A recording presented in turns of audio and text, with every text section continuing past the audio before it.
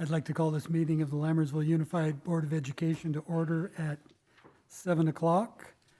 Just a reminder, this meeting is recorded and live streamed, so please silence or turn off your cell phones. And if you would, please rise and join me in the Pledge of Allegiance led by Trustee Boulay.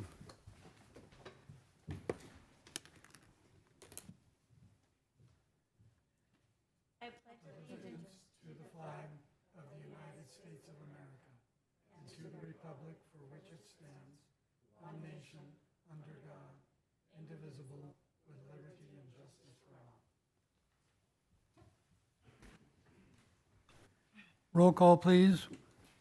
Lisa Boulay. Here. Colin Clements. Absent. Benita Daniel. Here. Stephanie Olson. Here. David Pombo. Here. Sanita Jithendra. Absent.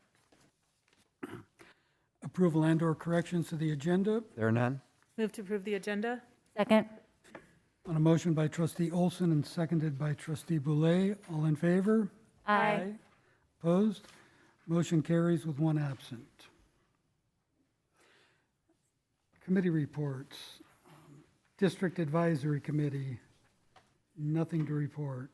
District English Language Advisory Committee, Trustee Daniel.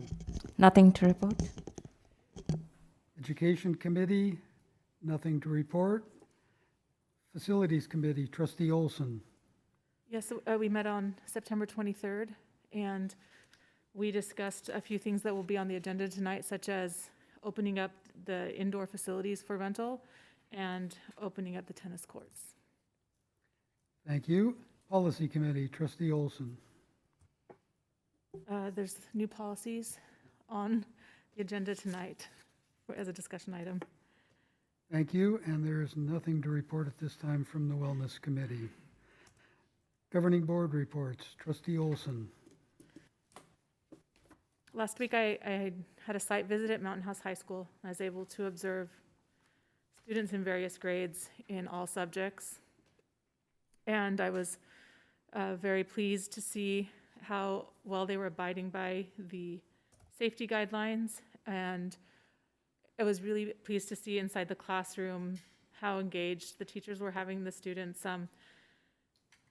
That presentation that Dr. Nicholas provided us about the LUSD way from the coordinators was really wonderful, because now whenever I go in a class, I look right for the objective.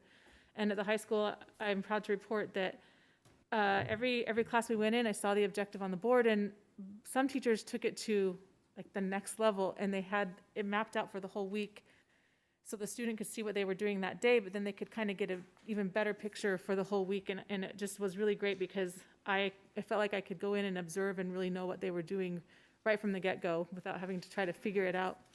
And I was really impressed with the high school, and it's been said thousands of times, but our CTE building is so amazing, and I'm so grateful our students have that.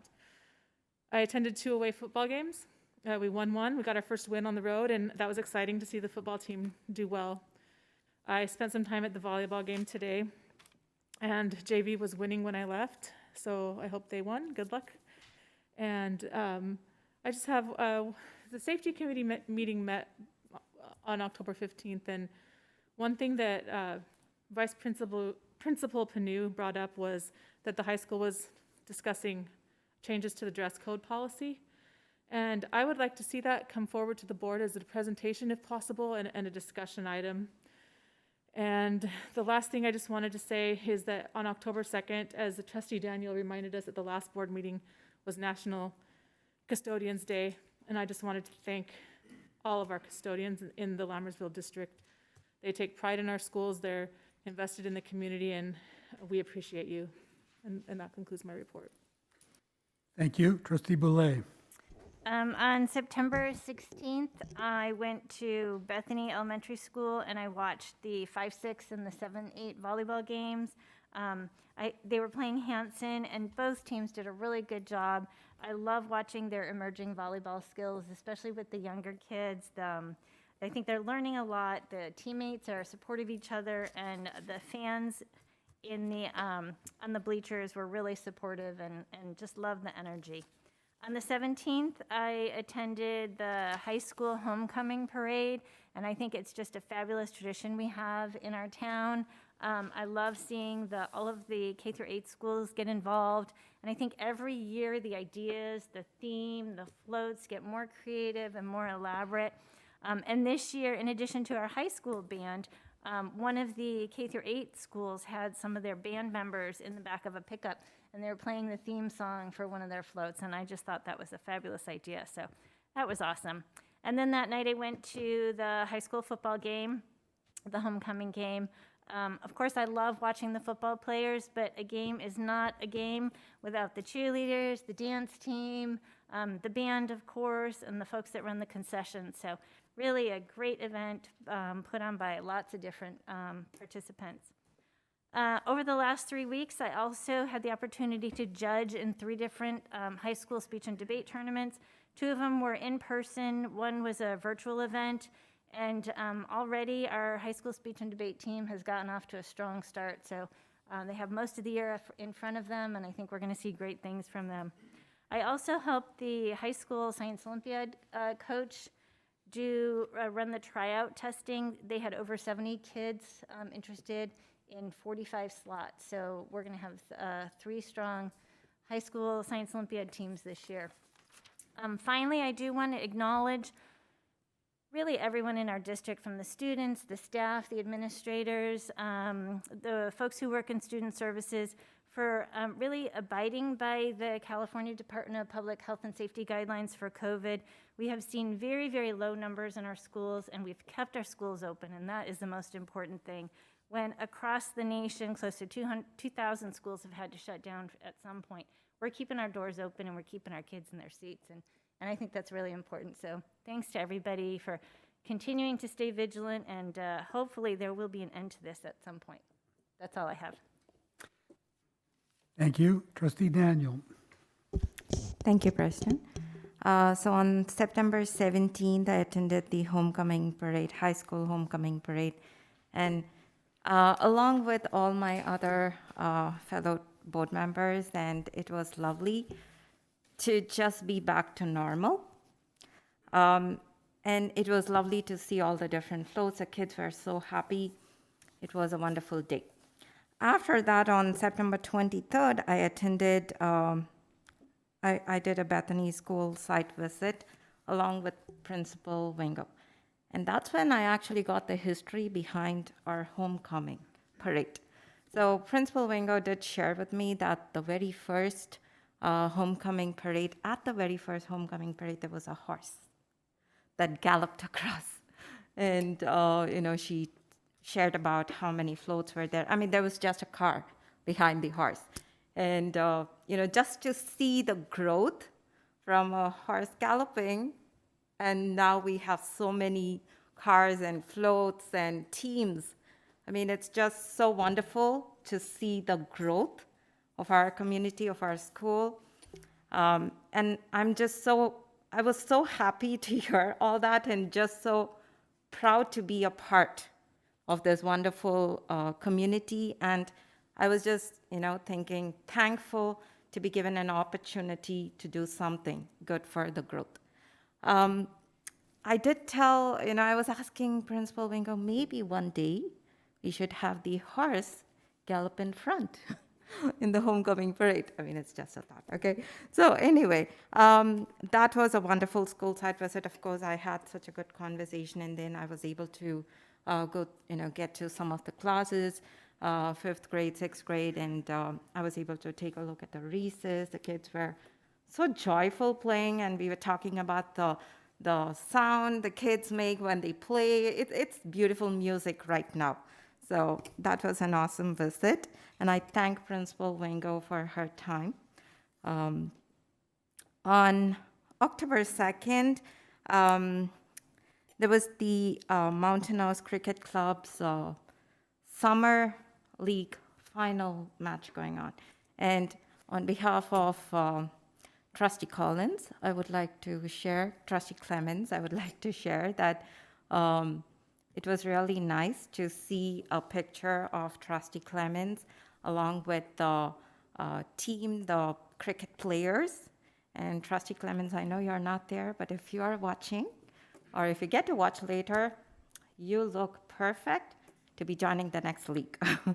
So, it was an awesome game. I wasn't able to be there because of my personal commitment, but it was lovely to see all the pictures there. And congratulations to the finalists at the cricket team. I heard it was a really, really good match. On October 4th, I was invited by our James for the custodian appreciation lunch, which I've been really looking forward to go to. Thanks for remembering to send the invite over, James, but because again of my personal commitment, I was unable to make it. And I hope all the custodians and everyone had a great time at the lunch, and we truly appreciate you and your efforts. Lastly, I just want to talk about one of the festival that's going on for this entire week. Most of the community are celebrating something called Navratri, which is like a 9-day event where they display a lot of dolls, and it's like a celebration of their goddess, and it's a beautiful festival that goes around where most of the ladies dress up and they worship, and I just want to wish everyone a very happy Navratri. And that concludes my report. Thank you. I went, along with most of the rest of the board, to the homecoming parade. It's very exciting to see it continue to get bigger and better every year. I've gone every year since the beginning of the high school, and it gets bigger and better every year.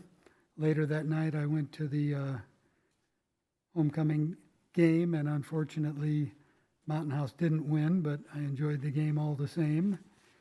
And lastly, I would just like to thank all the district staff and teachers and staff across the district for all the hard work that they do to keep the district running, and hoping that they are enjoying in some fashion or another the fall break that we are going through. And that concludes my report. Moving on to item 6, receiving of public comments. The board shall give members of the public an opportunity to address the board either before or during the board's consideration of each agenda item. At a time so designated on the agenda, members of the public may also bring before the board matters that are not listed on the agenda of a regular meeting. The board may refer such a matter to the superintendent or designee or take it under advisement, but shall not take action at that time. The board may place the matter on the agenda of a subsequent meeting for discussion or action. Individual speakers shall be allowed 3 minutes to address the board on each agenda or non-agenda item. The board shall limit total time for public input on each item to 20 minutes. I see no blue cards. Would anyone like to make a public comment at this time? Come forward. And if you could state your name. My name is Raghu Malapaka. I'm a resident of Bethany Village for 6 years. And good evening, everyone. This is my second visit here. I was here last month as well. First, I want to thank everyone, all the trustees, to discuss the matter of high school tennis courts in the facilities committee. And President Pombo, I know you supported it. So I made the case last time about why we opening up the tennis courts will benefit the community immensely. And in the facilities committee meeting, we had a healthy discussion about how we can do it in a safe way, how we can control things from going bad, and as a community, how we can protect our facilities. So I don't have a whole lot to say. I just want to thank for putting this on the agenda today and hope that it passes. So that's all. Thank you. Thank you. Thank you. Moving on to item 7, consent items for consideration. Governing Board meeting minutes of the regular meeting, September 15th, 2021. Ratification of 2021, 2022 new hires, ratification of resignations, updated 2021, 2022 fundraisers, approval of early graduation or reduction of graduation requirement petitions for students, ratification of school-sponsored overnight trips, and item H, acceptance of grant monies, $24,200 grant awarded by the Antone E. and Marie F. Ramus Foundation towards equipment purchases for Food Services Department. And we have a certificate here for the Ramus Foundation. No one from the foundation was available to come this evening, but Associate Superintendent Thor Harrison is going to accept the certificate on their behalf.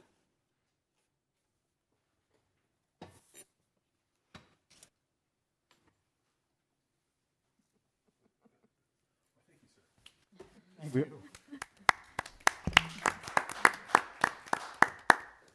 Mr. Harrison was going to provide a long speech on his passion for refrigerator units, but we thought we'd forego that for this evening.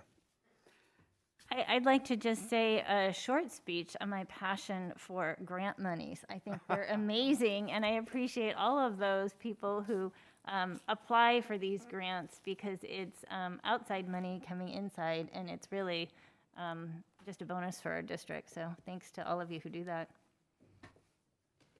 And I would, again, just like to thank the Antone E. and Marie F. Ramus Foundation for their generous grant. Would any of the board members like to pull anything from the consent agenda or discuss any item further? Move to approve consent items for consideration. Second. A motion by trustee Boulay and seconded by trustee Daniel. All in favor? Aye. Aye. Opposed? Consent items carry with one absent. Item 8, district, Point of order. Can we do the reading of yes, the, we can. And I just realized you do have something to do as acting clerk. we'd like to welcome the following people to the Lammersville Unified School District family. Does he read just their names or their position too? Usually both, I think. Joseph Blakely, physical education teacher. Maricon Barella, food service worker. April Cantu, health science teacher. Carlos Garcia Jimenez, self-contained classroom teacher. Jennifer Haig, high school clerk typist. Kristen Carl, school secretary. Lynn Key, food service worker. Julie Lamb, food service worker. Lalita Maganti, noon duty supervisor. Monica Mariotti, noon duty supervisor. Melissa Mihag, self-contained classroom teacher. Haley Nunez, self-contained classroom teacher. Zachary Perugi, self-contained classroom teacher. Nicole Powell Duenas, self-contained classroom teacher. Vanessa Ruiz, school psychologist.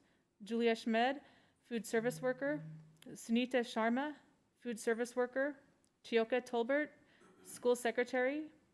Julissa Vandenacker, self-contained classroom teacher. And Ping Yarrington, noon duty supervisor. Welcome to the Lammersville family. Welcome all. Moving on to item 8, district administrative reports.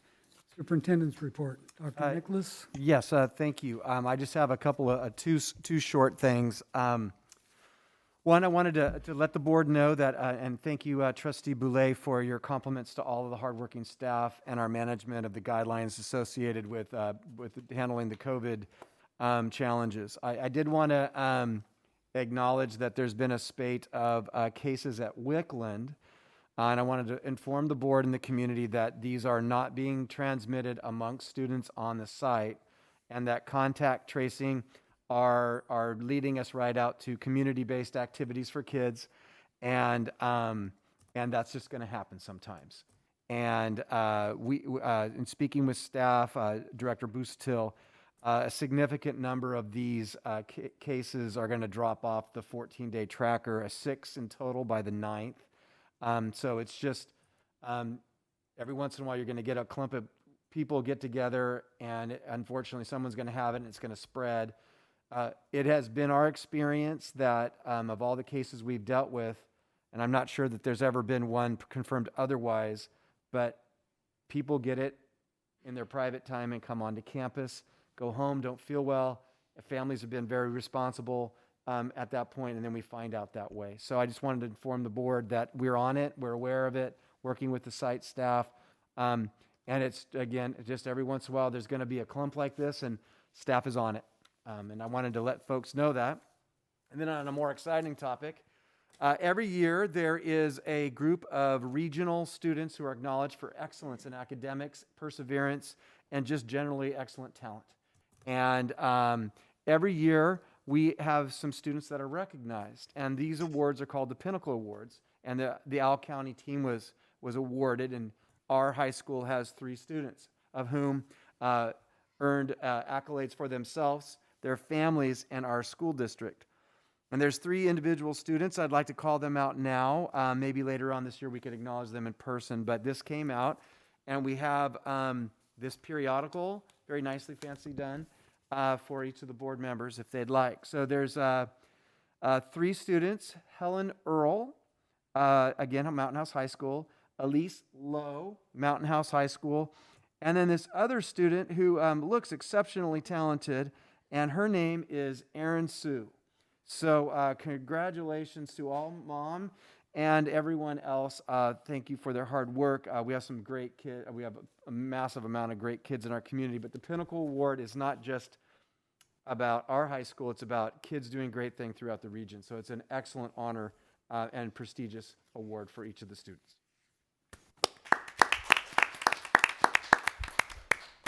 And that is my report, Mr. President.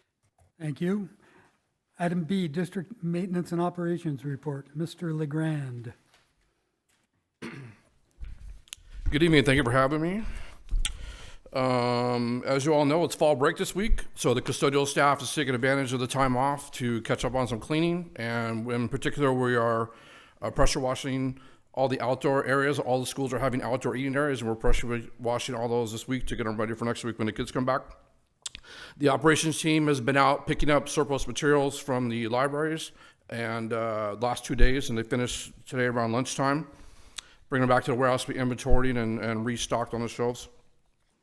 Last Saturday was officially National Custodian Appreciation Day. So our custodial staff on Friday, the operations team went out and gave them some in the morning, afternoon, gave treats to the custodians. And then Monday, as part of our training, we had a luncheon over at Cordis and provided lunch for the whole staff in celebration of National Custodian Day. Speaking of the training, we had a training from 8:30 to 11:30 at Cordis and the Multi. The main topics were equipment. We went over interview skills, and then we had a little team challenge, custodial knowledge challenge game, sort of a Jeopardy type game with 2 to 3 different teams we broke into and did that. It was fun, and I think everybody learned a lot. Gloria was nice enough to bake us all kinds of goodies for the luncheon. She went crazy. There was all kinds of stuff on the table, so thank you, Gloria, for that. And then Kirk and Thor were nice enough to join us for lunch after that, so thank you both for that. So translation, free food, free lunch, and free tasty goodies. Hard to turn that down, right? I received the final report from Keenan for their property and liability inspection due at the end of August. Again, all the schools were visited and the district office. Thor and I will review it tomorrow. There were no extreme hazard areas identified. I just want to read you the summary real quick. It's only a couple sentences. It says, over the years, the district has conducted, sorry, it's very small writing. has conducted repair and renovation projects that have reduced the number of safety concerns found on the school days. Facility safety is obviously a priority for the district. While there are a few areas that should be addressed, which are detailed within this repair, overall, the school sites are very well maintained. So that's the summary of the report. And then the week, on Wednesday the 29th, I attended a meeting at the high school to go over what they need for the big band competition that's coming up in a couple weeks on the 23rd, what they need from my staff in that regard. On Wednesday the 29th, on Tuesday the 28th, I met with the Montessori people over at Quessa. They had a few safety concerns about some of the things outside, so the operations team went and took care of those. I was at the facility committee meeting on the 23rd. On the 22nd, I met with members of our energy management company about AB 841 and some potential money maybe for the district to do HVAC maintenance. So on that. So we came to work a week ago Monday on the 27th to find a big water main break at Mountain House High School, irrigation main between the A building and the theater. It's a 6-inch main, and the water quickly overwhelmed the storm drain. It started creeping into the hallway at the north end of the A building. We've been trying to fix it ever since. We had a leak detection company out there Monday. What they do is they pressurize the line. They go with some listening equipment and try to find the leak. The leak is evidently so large that the line would not pressurize, so that was not a no-go. We went out there Tuesday. There's a sleeve that runs underneath the sidewalk and the pipe. We ran a camera in between the pipe and the sleeve to see if we could find the break. Couldn't find it. On Friday, we're going out. We're going to actually cut the line, put a gate valve on it, and then run the camera inside the pipe and try to find out where it's broken. We can't find it. It runs under the sidewalk, and we don't know where it's at. It could be 2 feet in, it could be 20 feet in or more. We don't even know. So that's where we're at. Hopefully we could pinpoint it on Friday, and if we're able to pinpoint on Friday, we could hopefully come on Saturday when no one's around, if we have to bust up concrete or something and start fixing it. So that's where we're at with that. That's our biggest headache at the moment. Thor's gonna talk about solar, so I'll skip that. And then some upcoming items on the 15th, I'll be doing the site walks with the members of the facilities committee at Bethany, Altamont, and Hanson. And staffing update, we were able to fill the lead custodian position at the high school. We had interviews on Tuesday for the courier position, so we might have a candidate moving forward for that one. And we still have 3 openings, one at Bethany at night, and then the lead custodian at Cordes, the day position, and another night position at the high school. So we have 3 openings to fill. And that's my report. I have a quick question. So for the A building at the high school, is the water off at that building until the leak can be fixed then? Yes, the water's off. Okay. So, So tomorrow, I'm gonna try, that school runs, I'm 99% sure, runs on a loop around the whole campus. So what I'm gonna try to do tomorrow is to isolate that section that's broken as much as possible and get the water onto the south by the baseball, softball field, that area of the campus. But as of now, it's off. The weather, thankfully, is cooperating. It's not very hot, so that's a big plus on our side. But that's where we're at. I do have a question. So, do we know when we will be delivering the outdoor tables that we bought, the extra tables that we bought for each school? I'm confused. The outdoor tables that were Yeah. purchased, They're not here. Is that what you're asking? They're not here yet. Do we have like a date? Because I've been, I did, whenever I went to the schools, like I've been asking them, did we receive them? They're all excited about it. I don't think they have a date yet, though. Do we know of it? I can follow. I didn't. Me personally, my department didn't put the order in, but I know the vendor. I could follow up on it and find out. But there's 120 or 30 tables that are coming somewhere in that range. Okay. So I'm very excited about putting together 120 to 30 tables. So I bet. looking forward to that. Yeah, I got you. Yeah, thank Very you. excited. like a party with free food. Yep. Thank you. And then Mr. Harrison has an update on solar. So Thank you. Thank you. Thank you. So, Mr. Harrison and I were having a conversation. It dawned at us that as this project has kind of had an interesting start, to go from approval to construction with all of the supply chain issues, we thought we'd update the board on what the plan is. So, I'm sorry. A number of years ago, the Facilities Committee asked Jimmy and I to do an analysis of our energy consumption because it seemed very high at certain schools. So we have done that, an ongoing process, reported back to the Facilities Committee. And then at one point, we brought forward the idea of solar to really mitigate some of our power costs. That went to Facilities Committee, came to the board approved it. And the initial intent for the solar program was for the solar construction to start at the beginning of this last summer.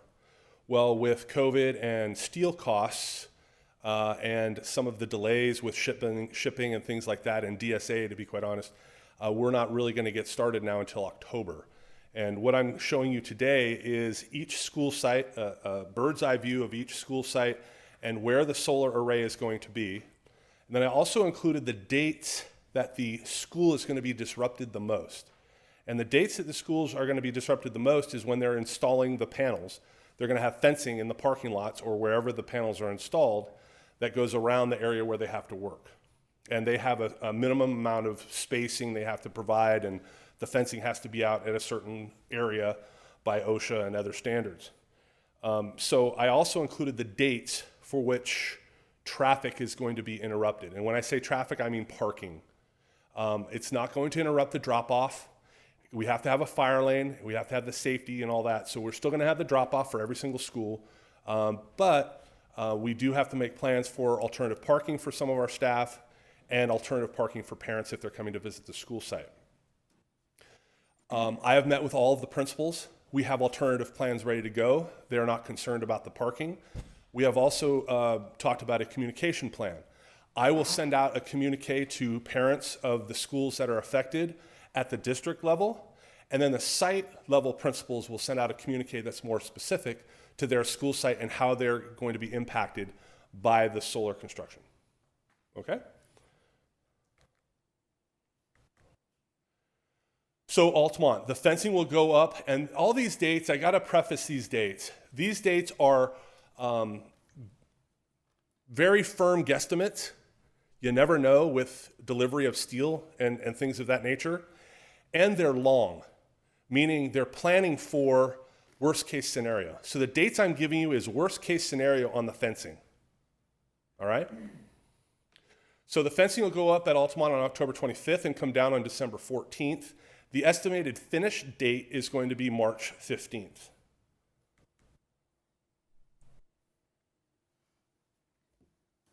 So as you can see here at the top of the screen, this area here at the top is the parking lot for Altamont. This is the solar array right here, these structures here and here. This area here is the drop-off area, the pickup and drop-off area that parents take, and then across over here. That will remain open. The fencing will circumnavigate this area here.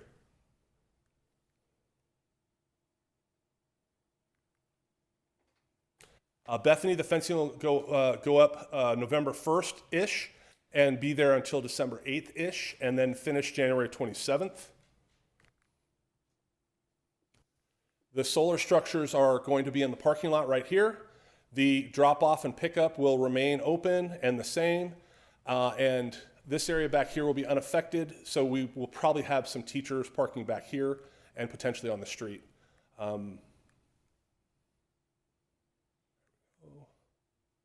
Lammersville fencing will go up November 22nd to December 24th with a full finish on April 5th. The solar panels are right here. You know that front parking area right here? This will be fenced off, this area here. So there will still be parking over here, and the drop-off will continue to be here, but they'll have to cut out right here instead of going all the way down like they used to do. Mountain House High School is by far the biggest project. Obviously, it's a big lot. It uses a lot of power, so we can have a lot of solar panels at the school. The fencing will go up on October 25th-ish and come down about February 8th and be finished by May 31st. So that whole north parking lot, these are all the solar arrays that are going in that north parking lot. Pick up and drop off is generally right here and goes out right here. And we also have some parents that do it on the back side as well. They drop off and pick up back here.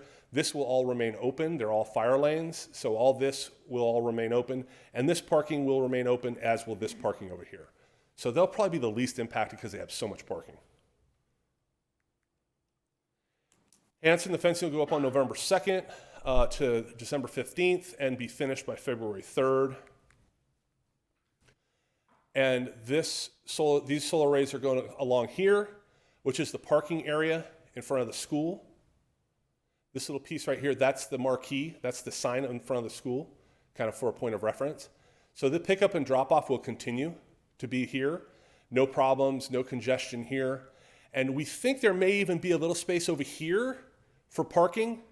We're not positive yet. They have to measure that out when they get the fencing up and going, and storage for the panels. We do have a lot of extra space at Hanson where we could have some parking here in this empty lot right here. So we do have plans that we could put some lines in there and have teachers park there if the street's impacted and the like. Questa, the fencing will go up on December 6th to February 15th and finish on March 22nd. This school's a little different because of the shape of their parking lot and where the power access was. We could not put the panels here in the front of the school, so the front of the school will not be impacted. Parking, the drop-off pickup, nothing will change. The panels are all back here, straddling the blacktop and the grass area, back here and over here. When we first talked about this structure at Facilities Committee, the question was, can we still play soccer over here? And the answer is yes, there's still plenty of room to play soccer. In fact, the fans are going to have some nice shade, shading them. And the panels, the 10-foot portion will be on this side, and the 15 to 16-foot side will be on the field side. So it'll be higher on the field side. Wickland, the fencing will go up on November 29th to January 10th, and then the finish on March 7th. As you can see, here's the parking lot. Here are the panels, set here in the middle, and then a set here. This fire lane will continue to be open. The drop-off will continue just as it has in the past. And we've worked on some plans for parking for staff and for any parents that may visit.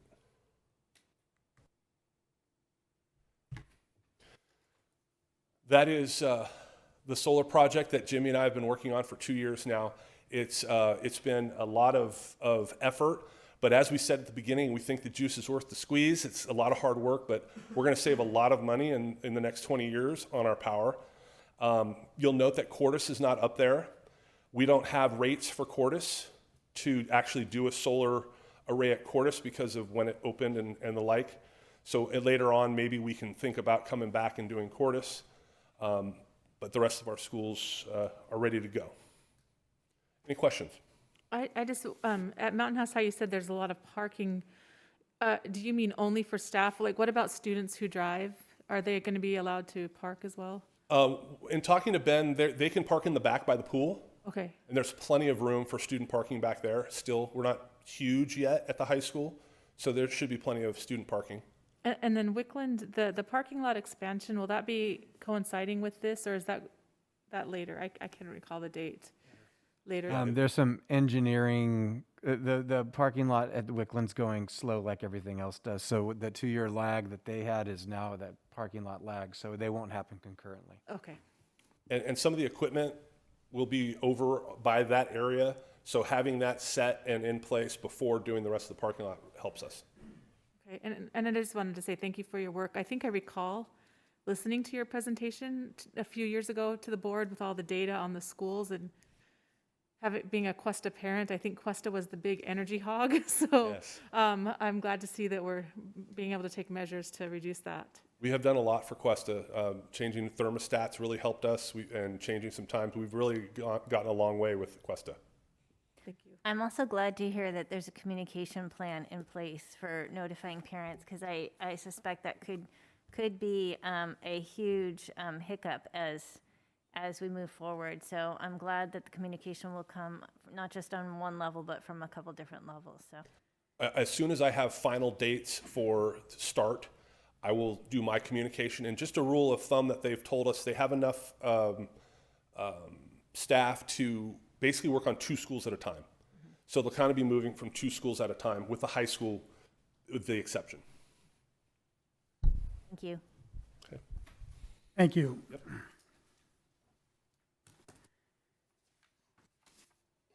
Moving on to item 9, action items. Item A, consider approval of 2021-2022 inter and intra-district transfer requests. I'll entertain a motion. Move to approve 2021, 2022 inter and intra-district transfer requests. Second. On a motion by trustee Olson and seconded by trustee Daniel. All in favor? Aye. Opposed? Motion carries with 1 absent.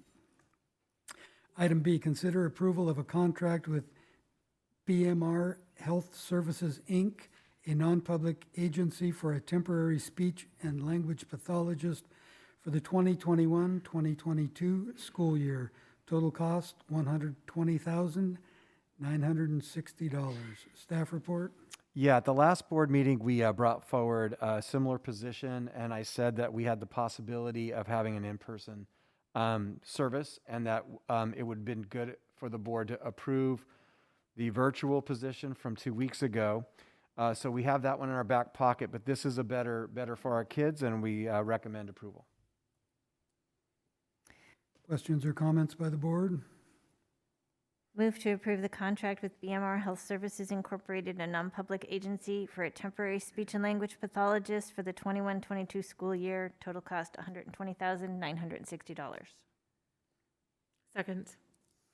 On a motion by trustee Boulay and seconded by trustee Olson, all in favor? Aye. Opposed? Motion carries with 1 absent. Item C, consider approval of variable term waiver for certificated employee Fabiola Farrell, career technical education media arts teacher, Mountain House High School. Staff report? Yes, career technical education teachers are a wonderment to our profession. It's difficult to find all of them in a credentialed area. This waiver allows us to fill a position that we want to see expand, and we're excited to bring this forward.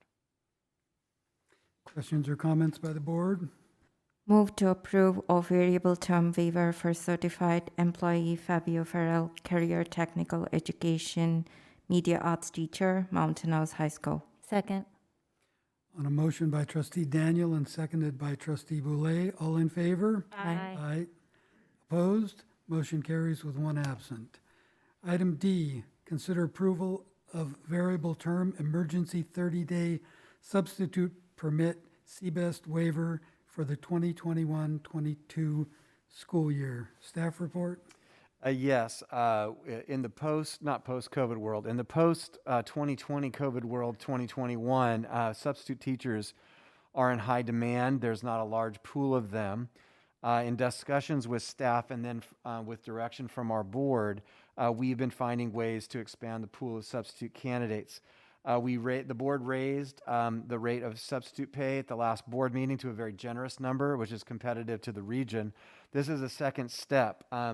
This waiver allows a test that's taken. It's basically English and math, basic skills. For some, it's complicated, especially if they haven't been in school for a while. And so this allows us to go out and get people who are interested. Concurrently with this effort, we reached out to our community for people interested in working with our school district, and we had approximately 25 individuals show interest in being substitute teachers, and this should assist us in taking those 25 people and not having CBEST be a impediment to their serving our needs. So we strongly recommend approval of the board. I just want to comment and say that our substitute teachers greatly appreciate the pay raise, right?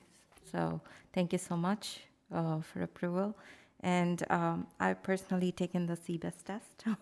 So I actually passed it at the second attempt. So I know that it's not an easy one, but it's definitely a beneficial test. And at this point, where we need substitute teachers, I think this is a really great one to do for our school district. So with the President's approval, may I take the pleasure of moving? President Baum, can I go ahead and do the move to approval for this? Thank you. Move to approve a variable term emergency 30-day substitute permit CBEST waiver for 2021-2022 school year. Second. On a motion by trustee Daniel and seconded by trustee Olson, all in favor? Aye. Opposed? Motion carries with one absent. Item E, consider approval of the Facilities Committee recommendation to reopen public use of multi-use rooms and gymnasiums. Staff report? Yes, there's two topics on the agenda. This is the first one. Mr. Harrison could speak to the details of this, but in general, during the COVID phase, the board approved a recommendation to stop letting community members and groups use our multi-use room, and Mr. Harrison can speak to what they're planning, and Trustee Olson can add anything she would like to. At the Facilities Committee meeting, we discussed the reopening of the indoor facilities for use, which were closed last June because of the pandemic. In February, we opened the open field, the fields, the outdoor fields, because CDPH and CIF were allowing sports to occur on fields outside. At the Facilities Committee, we discussed the indoor facility use and that we still must follow the rules, basically, that CIF has to follow, and that is activities like basketball, they have to wear a face covering. Volleyball, they have to wear a face covering, which is going on right now, and they're doing it. If cheer is stunting indoors, they have to wear a face covering. Wrestling is indoors, but they don't have to wear a face covering because of fear of choking and covering their eyes, but they do have to be tested for COVID weekly, which we are prepared to do. I brought that information to the Facilities Committee to have a discussion about reopening the indoor facilities. I think the committee all agreed that it was time, as long as we communicated to the public that, hey, you gotta follow these rules. If you don't follow these rules, you're not gonna be allowed to use our facilities. So follow the rules, and then we can allow you to use our facilities. I think that's about right, Trustee Wilson, right? That's exactly right.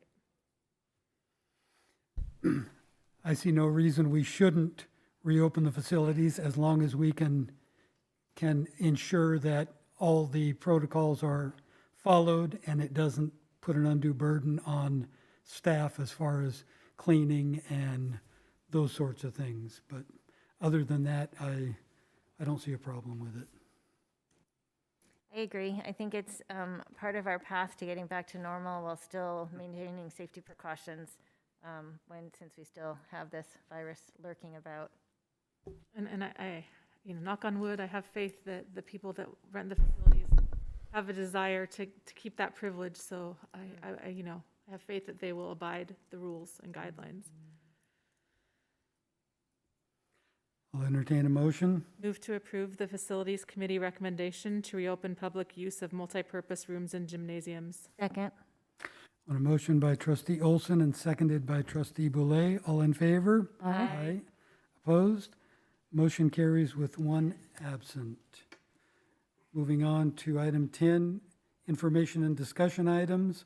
Item A, Lammersville Elementary School, Von Sosten traffic. Staff report? Yes, growth doesn't come without its consequences. And Lammersville Elementary and the enclave of Lammersville, the community, sits out there on Hanson Road, which is this beautiful country road, bifurcated by the 205 with a nice overpass, which used to lead to a series of fields and out yonder to the hills. That's no longer the case. There's a massive industrial warehousing project out there in Park that houses hundreds of jobs and thousands and thousands and thousands of delivery services. However, people are pretty smart, and when they're looking for ways to shortcut and speed up their delivery times, that opens the door for people to find different routes. Over a period of time, complaints and concerns for student and staff and community member safety, we have been addressing trucks driving down Von Sosten. Now, Von Sosten wasn't built to be a thoroughfare for big trucks, neither was that corner. And anybody who sees the damage for trucks turned too closely to the road, all kinds of problems. The community has complained on a number of occasions. CHP has been contacted by the district. Signage, speed bumps, ticketing, and even a temporary don't turn down Von Sosten if you're in a truck have been put up and in the effort to keep the truck traffic off of Von Sosten in the attempt to go to the industrial park off of Hanson. So we continue to try to work with the community and take their concerns as they come, but we wanted to communicate to the board and community the effort thus far to keep the big trucks off of Von Sosten. I ask that this be put on the agenda this evening because I feel like it's a safety issue for our students and families and staff. And I, on a personal level, have been reaching out to the county and city of Tracy and others requesting that they do everything possible to ensure the safety of our students in that area. What I would like this evening is consensus from the board to work with the superintendent on writing a letter from the district and the board officially requesting that the County of San Joaquin, City of Tracy, CHP, and anyone else involved do everything they can to ensure the safety of our students. I think that's a great idea. Yeah, can I ask, is it an issue of speed or just the mass volume of the trucks on these backcountry roads that is the primary concern, or is it a combination of both? It's all of the above. Okay, because I know the speed limit on that road is very, very low. It's like 25, 35 at the most. It doesn't matter. I drive that road sometimes in the morning when I go to the gym, and starting at 5 a.m., it's popping with traffic, and the trucks, you'd think that they would go slower on that road, but they go just as fast as the vehicles who are already speeding. And I think that they forget that the school's there. They just don't even remember that there's a school there. So it was concerning just with regular vehicle traffic, to be honest. Not, you add in the trucks and then it's like really concerning. And the county did put speed bumps on both Hanson and Von Sosten roads, but that's a double-edged sword because the trucks and the commuters then started going through the neighborhoods to get around the speed bumps, and those roads are even less equipped to handle the speed and the traffic and the size of the trucks and those things. And to be honest with you, I don't know what the answer is, but I believe that the problem is one that needs to be solved by San Joaquin County and City of Tracy, because their decisions are what precipitated these problems in the first place, and so they need to figure something out. I agree, and I think it's important that the letter make them aware that several of the students that attend Lammersville walk to school from those neighborhoods. I mean, some people might not realize that. They might look at the road and think I don't see a sidewalk, so students wouldn't be walking, but they have a lot of pedestrian traffic, and so it'd be really easy to miss a student crossing the road. And unfortunately, a lot of the commuters and trucks think the stop signs are kind of a vague suggestion. Optional, yeah. Yeah, I think starting with a letter to the county is at least a good start. And unfortunately, the best writer is Dr. Nicholas. I'm in. Safety first. So he gets the honor, huh? It's all good. All right, thank you. Moving on to item B, proposal for Mountain House High School tennis courts use by the public. Staff report? Yeah, the first thing I want to do is I want to welcome Angel Lamb and Steve Pinkerton from the CSD. And Welcome. pay a compliment to Mr. Pinkerton. He is the 4th general manager at the CSD that I work with. And his can-do spirit and get things to action is greatly appreciated by me as the superintendent representing our district.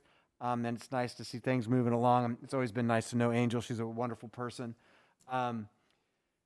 Creative idea was brought forward. It was brought to the committee, the facilities committee. My general understanding is the use of tennis courts, liability and management of time frame from the CSD's part, and a donation of monies back to our sports program to increase the access and use of the tennis courts for the community. But I wasn't at the meeting, so I have 2 people here, Trustee Olson and Associate Superintendent Harrison, if I didn't get everything quite right, or others. Mr. Pinkerton was at the meeting also, and Angel, they gave presentations. Mr. Harrison, can you review my review and tell me if I did a good job? You did a great job, sir. All right.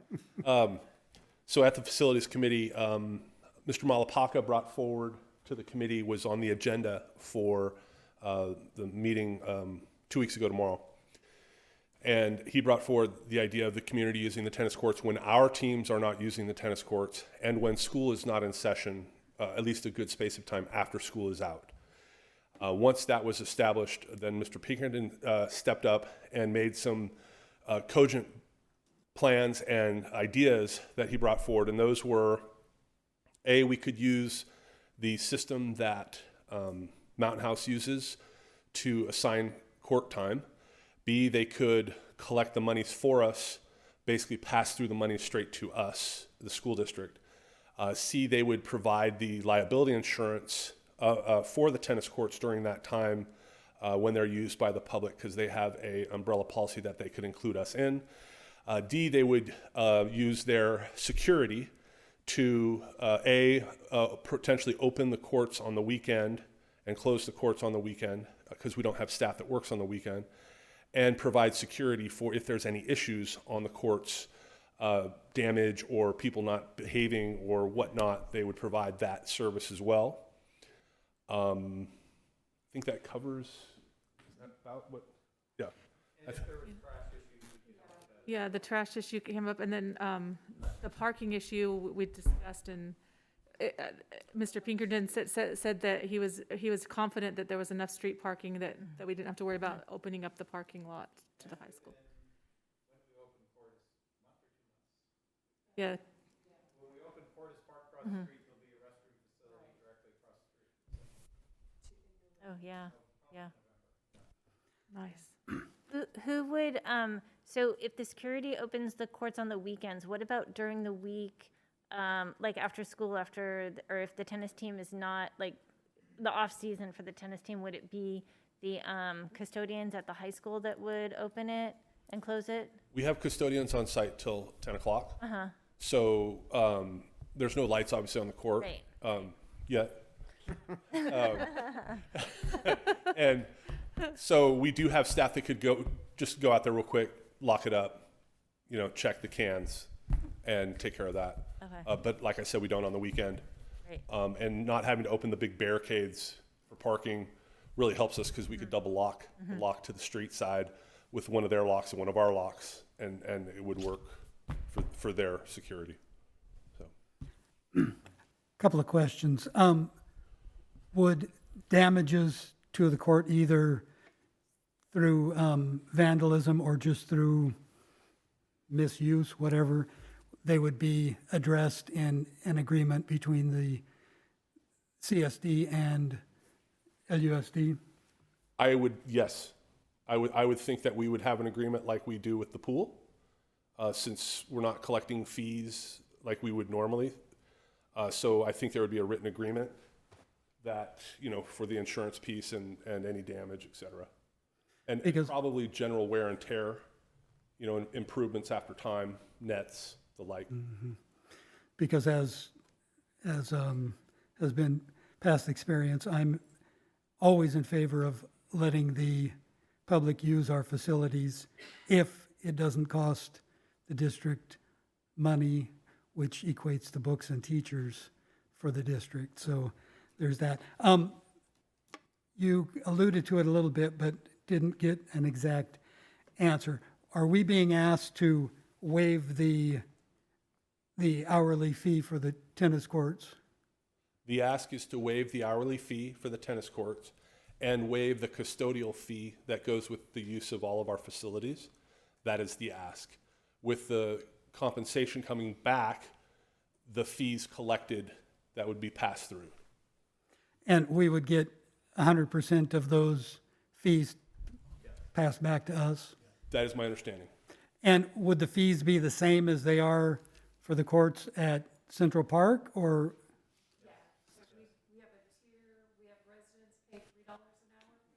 So the public can hear you. Yeah, they may get raised. We've been discussing that, but currently our fees are $3 an hour for residents. Coaches, leagues, tournaments, they pay $6 an hour I think that per hour. that $3 course. fee, and even if it's bumped up a little bit, is an amazing,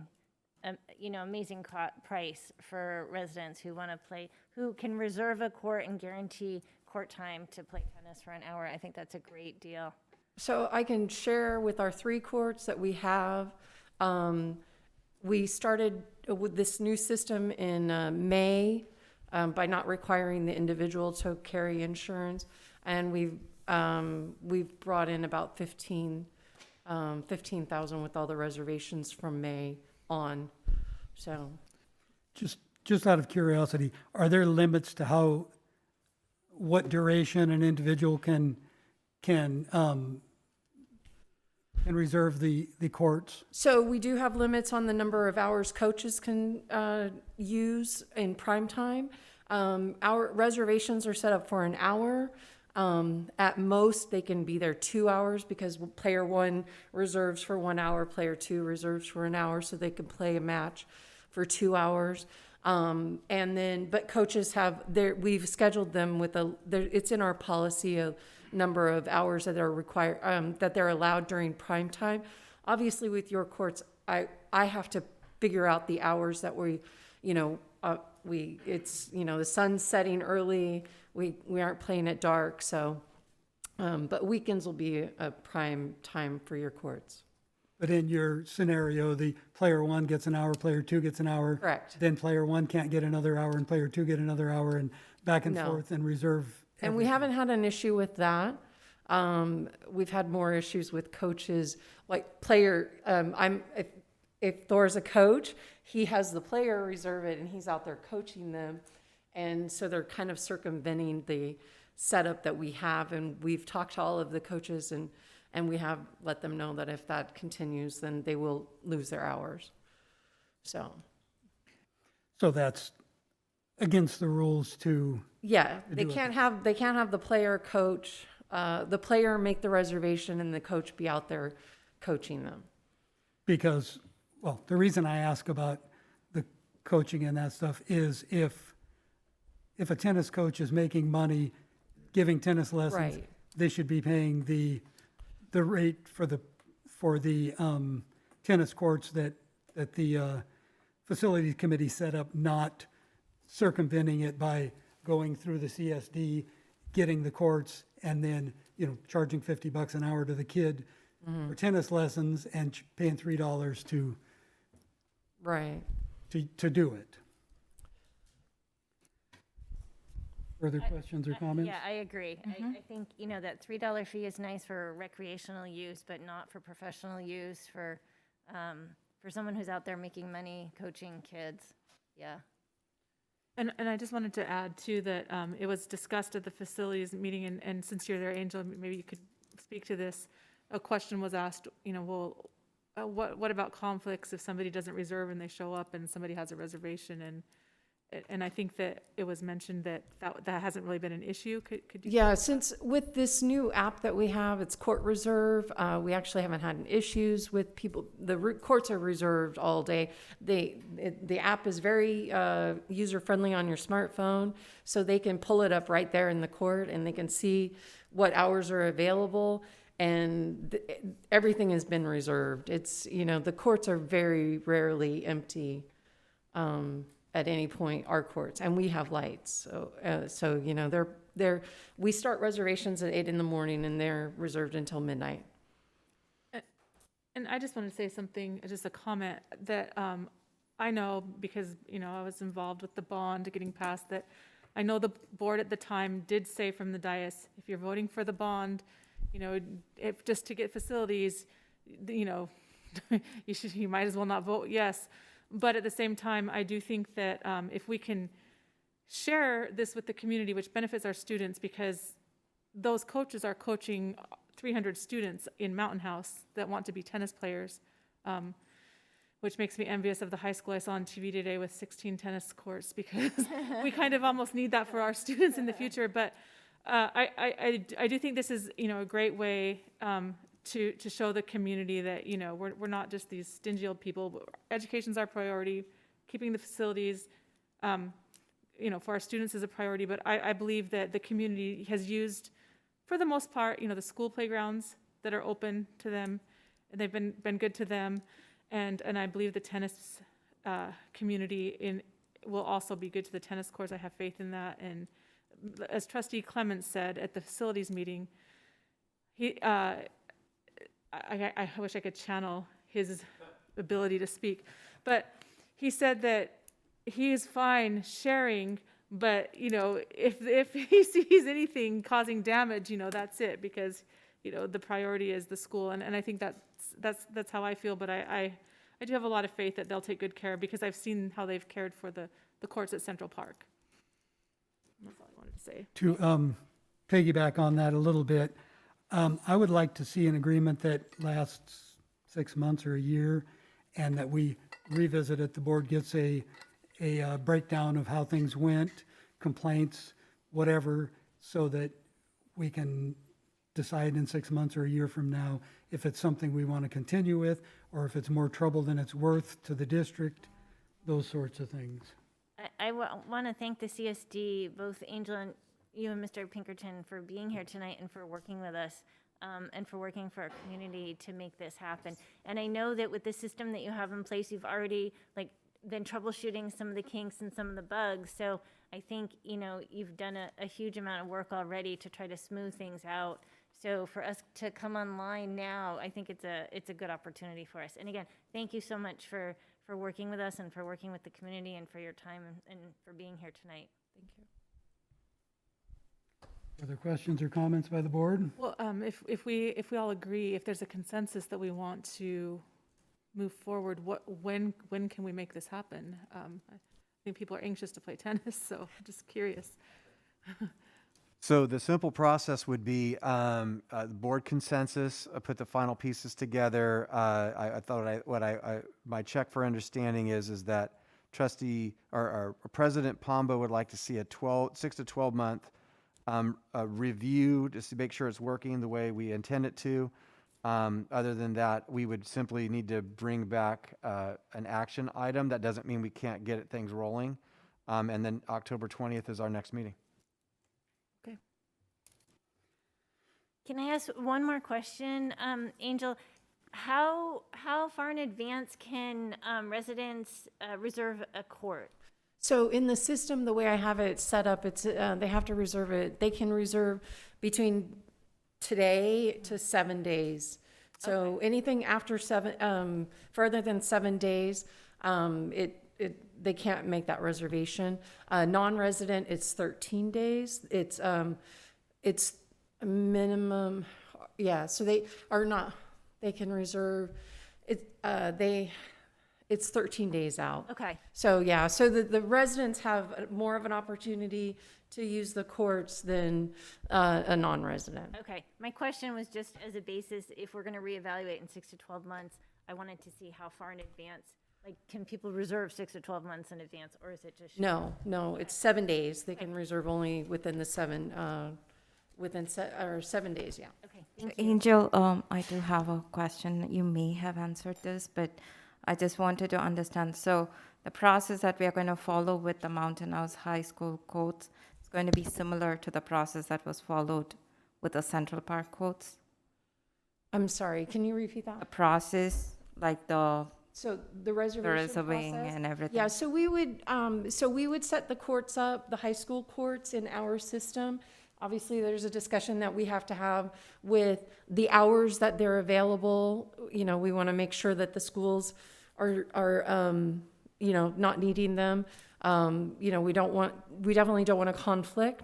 We'll, use the sunlight and cut off, it'll be a certain time of cutoff. And then, so if we can only use the courts from 4 to 5, Monday through Friday, then that's the hours that were set up in the system. And then, Saturday and Sunday, whatever the earliest time that they can be on the court, that's definitely something we will work out. And that's how it'll be set up in the system. And so we would coordinate, of course, with the security guards to open the gates. The reservations, as soon as they're available, they'll know what court they're going to be on. And so it'll take a little bit of a site tour for me, just lots of discussion, and then I can build it up in the system. Thank you. Thank you. They are numbered. Oh, good. Perfect. But I don't have to put descriptions on there of where the court's located. Thank you, Angel. And I just wanted to say just one more thing, just to thank Mr. Pinkerton and Angel. And Mr. Pinkerton, as Dr. Nicholas said, your can-do attitude is appreciated. I appreciate you taking time to talk to me on the telephone and go over some things. And I just want to say I feel like this is win-win. And like I said, with 300 students in the community taking lessons, there may come a day when our high school explodes and needs to use the CSD resources. So I love that we are able to work together in a way that's beneficial to both. And I appreciate Dr. Nicholas and Associate Superintendent Harrison for working so closely with the CSD in such cooperative manners. I just feel like that these relationships have been so positive lately, and I know it's because of all of your diligence and hard work. So thank you. And I want to let you, thank you for the kind words. That we're going to have a discussion item. What happened tonight, we'll be reporting back at our board meeting next Wednesday so that we can make sure we have a consensus, and that way we can get it all coordinated. And just let you know, we're going to be starting, hopefully this fall, in much more detailed planning on our Central Park. There's been previous plans on Central Park, but as the community's grown and the demand's grown for different facilities, we've been negotiating with the developers to actually get more land for Central Park so that we actually potentially have room for more tennis courts than what are in the current plan for expansion, along with, an indoor recreation center that would also include an outdoor swimming pool and an outdoor play pool and all those types of things as well. So first phase, what we're trying to do is, not to mention other facilities that might be real useful to the district. Between Town Hall and Central Park right now, you see that one improved area, and that's going to be a 2,500 seat amphitheater that I know could be useful for a lot of school type activities as well. And so our goal is, since it's about a 40 or probably 50 million at the rate costs are going now, the next phase of Central Park is about a $50 million project. So we'll probably have to break it in a measurable, more chunks where we can get it done. So we're looking at tennis, the amphitheater, and the dog park going in the next phase, while we continue to plan and, look at additional, potential multi-use opportunities. We just updated our parks plan, and in our parks plan originally, we had one smaller facility in the North Community Park, north of Byron, down south of Grant Line. We had a gym, and then we had this 20,000-foot rec center in the Central Park area. As you know, operating costs are brutal nowadays, not just construction costs. And so in the new parks plan, we've gotten rid of the buildings in the north and the south, and then we wanted to consolidate in a much larger building in the central portion of town, so we don't have to have 3 different staffs maintaining this building, and we can have one large facility for the community. So well, I know there's a lot of burden, there'll always be burdens on the schools for usage, but we're going to try to make sure we have one gym and eventually two gyms, you know, right up the street here, and then hopefully have the pool and all these other facilities, and hopefully at least 6 or more tennis courts downtown as well. And maybe in the other new parks we build, you know, pickleball, and we are looking at potentially even, you know, phasing some of the parks that are supposed to be 10 years out and get some more cricket fields in sooner as well. So but we really need this because, you know, the population is here before we've got all the funds in place for the facility. So the more we can cooperate with you whenever we can, the better. So thanks. I'm very happy you mentioned the dog park because I know it's been wanting out here for many, many years. And hopefully, once you do have a dog park, people will quit using our schools as dog parks. And we get quite a few complaints about that and what the dogs and their owners leave behind when they go home after using our campuses as a dog park. Yeah, we're working right now to even try to get a temporary, because we do get a lot of the complaints and we have the same challenges in our parks. So in fact, we're going to analyze whether we can get it open before the end of the rainy season. There may be enough boulders and rocks out there that we can do that. We're thinking about, there's some trees we've got to remove over there where Central Park's going, and we may chip up those trees, and then that way we can, even in the wet season, we can have a dog park. So we have the same challenges. The sooner the better. Thank you, Mr. Pinkerton, Mrs. Lamb, Associate Superintendent Harrison, and the Facilities Committee for all your hard work in moving these things forward. Item C, District Spelling Bee. Staff report? Yes, a quick announcement. There's some adjustments to our program. The date for the district spelling bee is Thursday, November 4 at 3:30 p.m. This is one of the areas where we're not completely free of the COVID drag. Two significant changes. Normally, we invite everybody we can get there. The competition itself is significantly modified in that all students are going to be writing the spelling word down, as opposed to the cute kids up there spelling at a microphone. And we're limiting the amount of parents to 1, and we're asking for 1 board member so we can contain the number of people inside it's at the multi-use room at the high school. So we hope in 2 years we'll be able to go back to our old model, but we need 1 board member. And we wanted to let the board know that. And November 4 at 3:30, multi-use room at the high school. I have been a judge at the spelling bee for many, many years and enjoy it and would be happy to do it again. But if one of my fellow board members would like to do it this year, I'd be happy to step aside. I would actually love to do it, but I don't think I'm available that day, so I will not. I would like to do it then. Yep. I'll make myself available. Actually, could I ask a question? With the limited space, I know with graduation we were able to live stream it. Is there a potential way to live stream it for the other parents who wanted to watch it so that they could also see? Let me look into that. Yes, but we're going to be live streaming kids hearing a word and people writing on a piece of paper. So we'll. That's riveting. The bummer, right? It's riveting. Like it's the cute kids standing up at a mic. So, but not a bad idea. Well, it sounds like Trustee Daniel will be judging unless she loses the arm wrestling to Trustee Olson. When you're done with your competition, can you let me know with an email? Absolutely. I do have a question. I'll let Trustee Daniel have it this year. That's fine. Thank you. I do have a question on this. So all the kids will be writing down the spelling, right? So are we going to have like one volunteer by like at least a couple of volunteers go around and check? Like what's the process? In the past, there's a talker person. Director Busatil is always like the word master, and she has this giant book of words that go back to the early. Like a dictionary? There were scribes in Phoenicia back in the day. And then the word gets put out, and then there's spell checkers that are kind of over the shoulder spell Okay. checkers. And that's kind of the model. I don't know if I'm doing a great job describing. Irene, did I do good? All right, that's it. Over the shoulder spell checkers. So do we, I know these are questions which may come up, I'm just asking.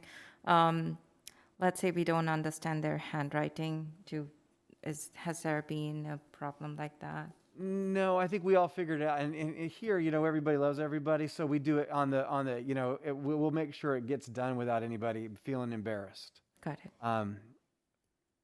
Unless they misspelled the word and they're upset, and then that's just part of the deal. But, right, Yep, right. yep. But Got it. Thank you. Moving on to item D, first reading of updated board policies and administrative regulations. Staff report. I think Trustee Olson hit it when she said we have the next tranche of policies that have been delivered, and if the board has any questions, we'll happily take them. But if not, they'll come back the next one for formal approval. Questions or comments? Moving on to item E, board AXA membership. Staff report.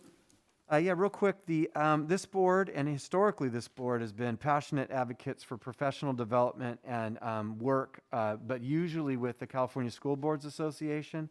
We have historically paid for board membership to AXA, which is the Association for California School Administrators.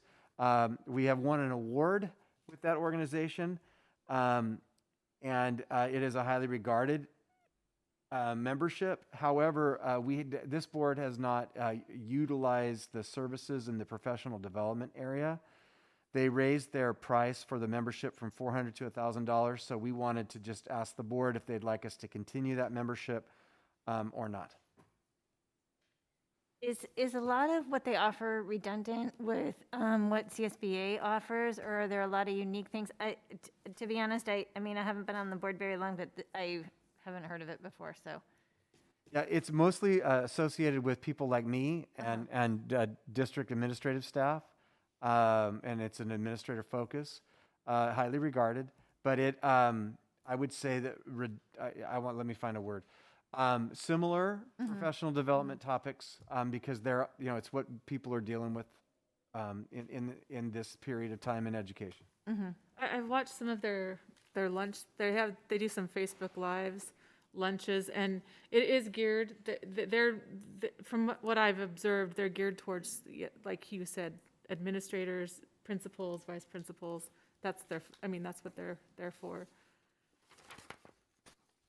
So do our administrators use it? I'm sorry to put you on the spot. Yeah, no. Everybody's a member of AXA, and we all benefit from it in many different ways. This is the board's membership. Okay, So okay. we would not. The district staff is not affected by this. Got it, okay. This is all about the board, and if we're happy to pay the $1,000 for the membership. I wanted to communicate your interest, or see your interest, and communicate they raise the price. Okay. Trustee Pombo, could you chime in on this? Yes. As Dr. Nicholas said, we did win School Board of the Year award 2 or 3 years ago, I believe. I have taken advantage of some of their meetings, and not meetings, but webinar type things. I don't know that it's, for me personally, I don't know that it's worth the $1,000 a year membership, but I wanted to bring it to the board to see if anyone else had an opinion on the desire to continue with the membership. I see it as a huge increase in price. I mean, it didn't go up $100. It went up 2.5 2.5 times. times. And again, I haven't used it, so I think, at least for me, CSBA has been providing what I need for professional development. So I would be okay if we did not renew it, but again, willing to be swayed if somebody else has a passion for it. No, I feel the same way. I mean, if we're not utilizing it and we're just paying $1,000 to be a member, that feels like that's not really a good use of, I mean, I know in the grand scheme of $56 million, it's $1,000, but still, it's $1,000. And on a shoestring budget, right, that every dollar matters. So if we're just joining just to be members, but not utilizing the services, I would concur with trustees Pombo and Boulay.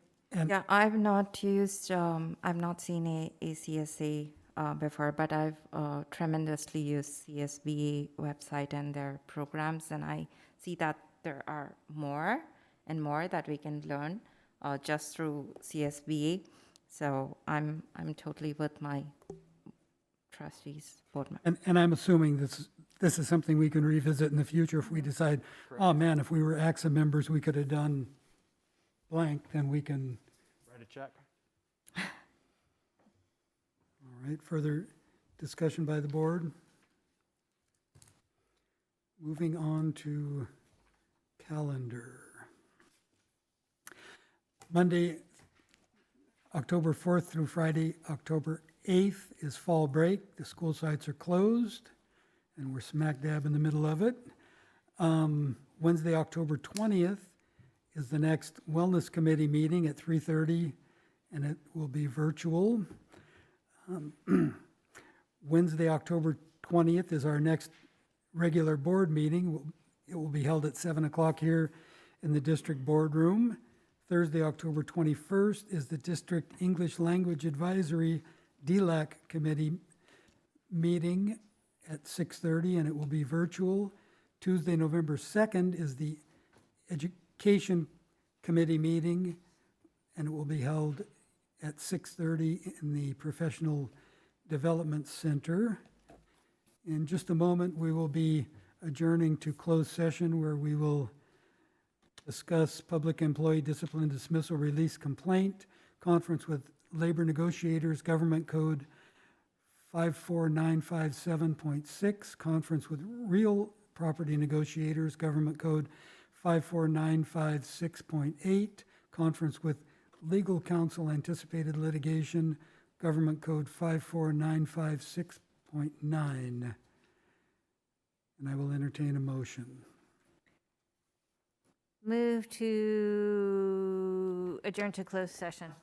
Second. On a motion by trustee Boulay and seconded by trustee Daniel. All in favor? Aye. Aye. Opposed? Motion carries. We are adjourned. Thank you all.